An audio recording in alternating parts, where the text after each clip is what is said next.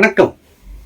சிம்மமுரசம் வாசகர்களே, நேயர்களே, நண்பர்களே, அன்பர்களே, உங்கள் அனைவருக்கும் என்னுடைய நல்வணக்கத்தை தெரிவித்துக் கொள்கிறேன். உலகநாயகன் கமல்ஹாசனுடைய படப்பிடிப்பு, அதாவது இந்தியன் 2 படப்பிடிப்பு தொடங்கியது, போய்கொண்டிருக்கிறது.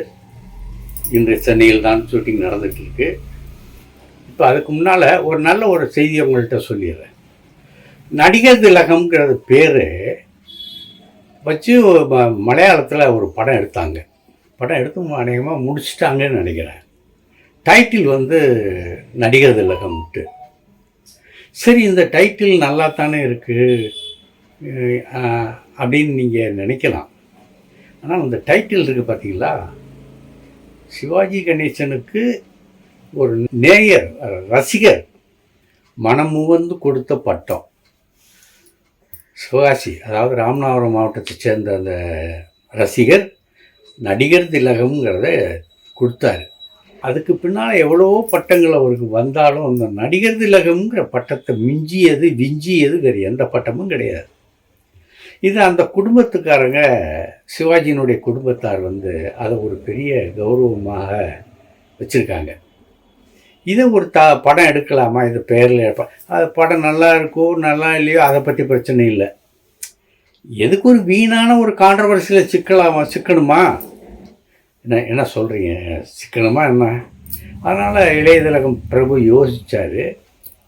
அந்த பட கம்பெனிக்கு ஒரு கோரிக்கை வச்சார். இந்த மாதிரி எங்கள் அப்பாவுடைய அந்த பேரை நாங்கள் எங்களை குடும்ப பொக்கிஷமாக நாங்கள் பாதுகாத்துட்டு வந்துட்டுருக்கோம். அதை நீங்கள் நம்ம படத்தலைப்பாக வச்சு அதை இது பண்ணணுமா அப்படின்னு ஒரு சின்சியராக கேட்டாங்க. படக்குழுவினர் எந்த மறுப்பும் சொல்லலை. நாங்கள் மாற்றிக்கிறோம் அப்படின்னு சொல்லிட்டாங்க. அதுக்காக நன்றி தெரிவிப்பதற்காக பிரபு மற்ற நண்பர்கள் இன்றைக்கி கொச்சின் போயிருக்காங்க. இவங்களுக்காக இந்த பெயர் மாற்றிட்டோம் அப்படிங்கிறத சொல்கிறதுக்காக இன்றைக்கி சாயங்காலம் ஒரு ப்ரெஸ் மீட் இருக்குது. அந்த ப்ரெஸ் மீட்டில் அவங்க இந்த பேரை மாற்றிட்டோம் அப்படிங்கிறத சொல்கிறதுக்கு இருக்காங்க. இது ஒரு முக்கியமான ஒரு நல்ல செய்தியாக எனக்கு பட்டது. நீங்களும், ஏன்னா உலகநாயகன் கமல்ஹாசனுடைய ஆசானவர் நடிகர் திலகம். அவர் மேலே மிகவும் பற்றும் பாசமும் உள்ளவர்.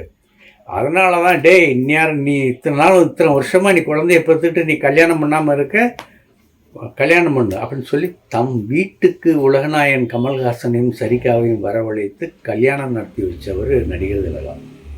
ஏன்னா குடும்பம் விருத்தி ஆகணுங்க. அதாவது சில இதில் என்ன சொல்லுவாங்கன்னா, கல்யாணம் பண்ணி வைக்கணும்னா கல்யாணம் பண்ணி வச்சாதான் குடும்பம் விருத்தி ஆகும்பாங்க. அதுக்காக அவர் மெனக்கெட்டார். அவரும் கமலாமாவும் மெனக்கெட்டு கமல் கூப்பிட்டாங்க. அவங்க அண்ணன் நீங்கள் சொல்கிறதுக்கு மறுபேச்சு இல்லைன்னு சொல்லி உலகநாயகன் கமல்ஹாசனும் கல்யாணம் தாலி கட்டி, அதாவது குழந்தைகள் பெற்ற பிறகு கல்யாணம் நடந்தது அவங்களுக்கு தான். அதனால் சொல்கிறேன், கமல் சாருக்கும் நடிகர் திலகம் குடும்பத்துக்கும் இன்றும் பற்று, பாசம், அன்பு, நேசம் எல்லாமே இருக்குது. சரி, அடுத்து இப்போ இதில் ஓடிக்கிட்டு இருக்கிறது ராமர் ஆலயம்தான். அயோத்தியாவில் கட்டியிருக்காங்க. அயோத்தியாவில் தான் ராமர் பிறந்தார், ஆகவே அந்த இடத்துல நாங்கள் கட்டுறோம் அப்படின்னு சொல்லி மிகப்பெரிய அளவில் எவ்வளவோ கோடிகளை செலவழித்து கட்டினாங்க. அதில் என்ன விசேஷம்னா, நம்ம ரஜினி சார் இருக்கார்ல, சூப்பர் ஸ்டார் ரஜினி தன் மனைவி அண்ணனோட அந்த விழாவுக்கு போயிருந்தார். ஏர்போர்ட்டில் நான் அவருடைய அண்ணனை பார்த்தேன். அதனால தான் சொல்கிறேன். ஆனால் அந்த விழாக்களில் அங்கே அவர் அண்ணன் தென்பட்டாரா இல்லையாங்கிறது தெரியலை. லதா ரஜினியும் தான் தென்பட்டாங்க. இதில் ரஜினி மற்ற பிரமுகர்களோட அவங்களுக்கு முதல் வரிசையில் சீட்டு ஒதுக்கப்பட்டிருந்தது. இந்த மாதிரி விழாக்களில் விழா கமிட்டியார் ரொம்ப கவனம் எடுத்து முக்கியமான விஐபிகளை தான் முதல் வரிசையில் உட்கார வைப்பாங்க. அதில் உட்கார வச்சுட்டாங்க ரஜினி சாரை. லதா ரஜினிகாந்தை பின்னால் தள்ளிட்டாங்க. இவர் ஒரு மாதிரி ஆகிப்போச்சு. என்னடா இந்த மாதிரி வந்த இடத்துல இந்த மாதிரி சிக்கலாக இருக்கே அப்படின்னு. இது ஒரு வகையில், அதாவது கணவன் மனைவியோடு தான் வருவாங்க விழாவுக்கு அப்படிங்கிறத விழா கமிட்டிக்கு தெரிஞ்சிருக்கணும் இல்லையா? தெரிஞ்சிருக்கணும்ல.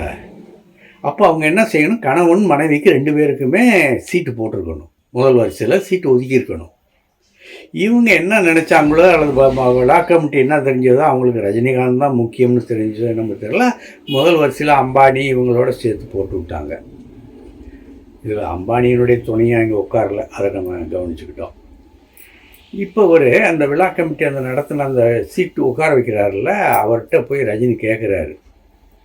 அவருக்கு புரியுமோ புரியாதோ அப்படிங்கிறதால 2 சீட்டு வேணும் அப்படின்னு கேட்குறாரு. இப்படி கையை காட்டி கேட்குறாரு. வீடியோக்களில் நீங்கள் பார்க்கலாம், 2 சீட்டு வேணும்னு.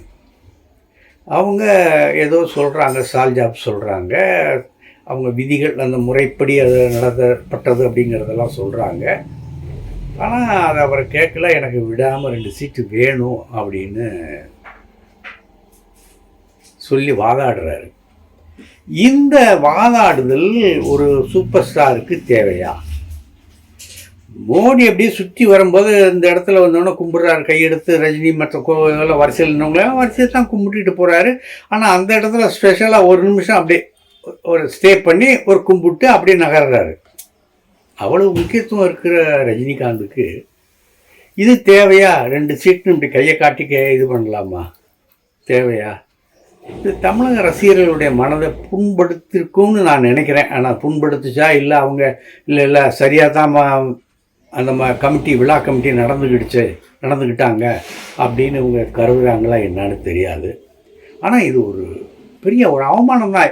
இப்போ நான் போய் எனக்கு நான் இப்போ என் ஒய்ஃபுக்கு கூட்டிகிட்டு போகணும், எனக்கு ஒரு சீட்டு வேணுமையா அப்படின்னு நான் கேட்டேன்னா அது என் தரத்துக்கு சரி. ரஜினிகாந்தனுடைய உயரத்துக்கு அவருடைய தரத்துக்கு அது சரியா? இந்த வரப்போகிற தேர்தலில் விஜய்க்கு அது ரஜினிகாந்தை நம்பித்தான் பாஜக இருக்குது.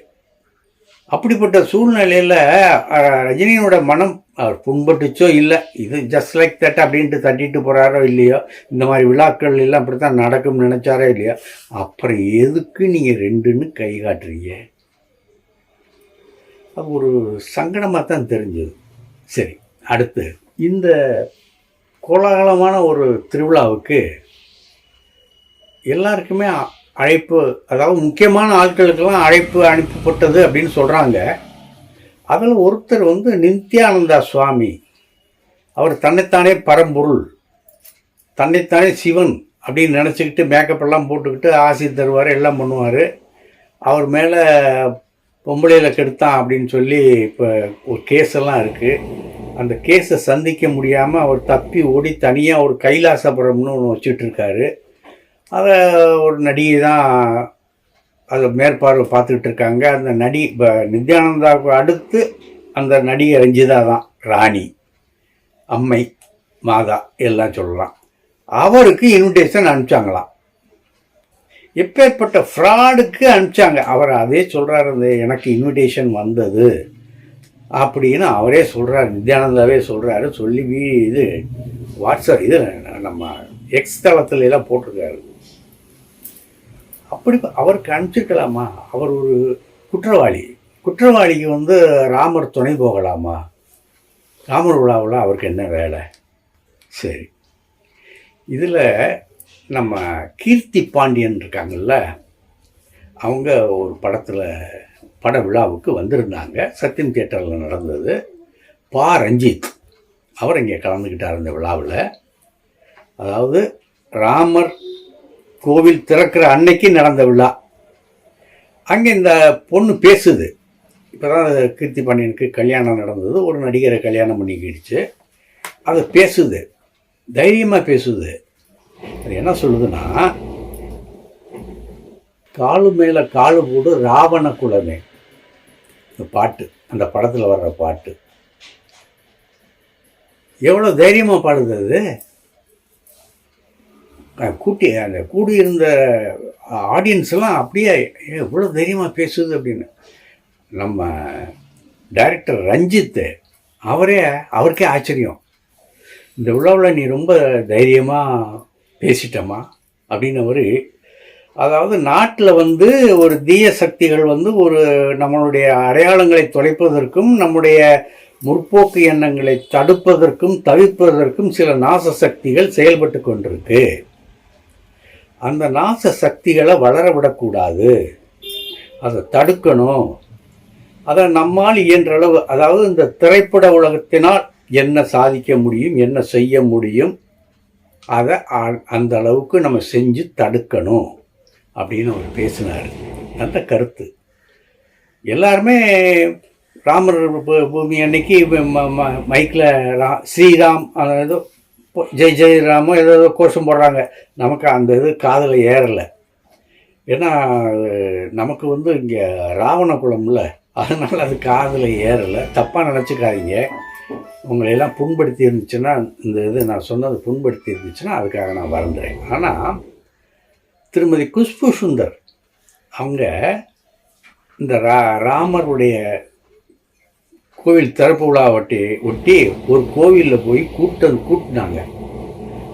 அதாவது என்றைக்கே அவங்க கூட்டுறதில்லை. அன்றைக்கி கூட்டணும்னு பிஜேபி கட்டளை போட்டிருக்கோம் என்னமோ தெரியல. அவங்களும் கூட்டினாங்க.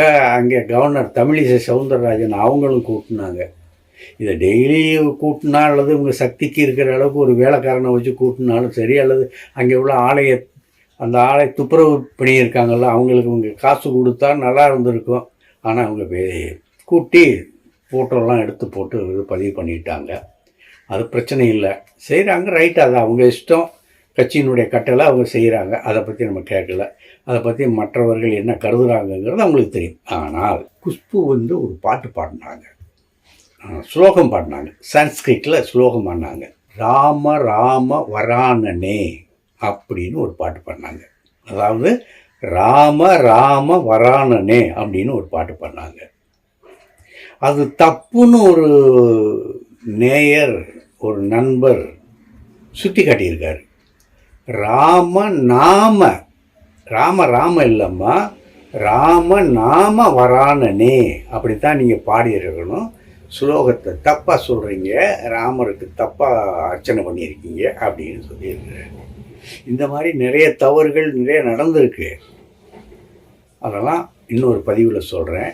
நன்றி. மீண்டும் சந்திப்போம். மறுபடியும் சொல்கிறேன், தயவுசெய்து சப்ஸ்கிரைப் பண்ணுங்கள், ஷேர் பண்ணுங்கள், பெல் பட்டன் அழுத்தி உங்களுடைய ஆதரவை உறுதி செய்யுங்க. நன்றி. இந்த வீடியோ உங்களுக்கு பிடிச்சிருந்தா லைக் பண்ணுங்கள், கமெண்ட் பண்ணுங்கள், ஷேர் பண்ணுங்கள், சப்ஸ்கிரைப் பண்ணுங்கள்.